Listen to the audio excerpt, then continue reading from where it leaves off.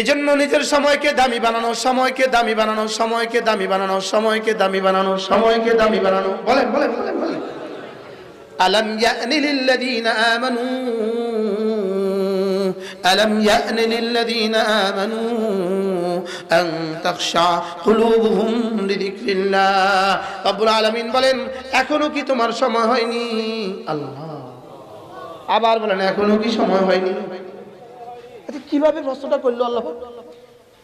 যেমন ছেলে যদি 10টা বাজে তার ক্লাস, 9:30 বাজে এখনো রেডি হয় নাই, মা বলে তোর কি এখনো সময় হয়নি?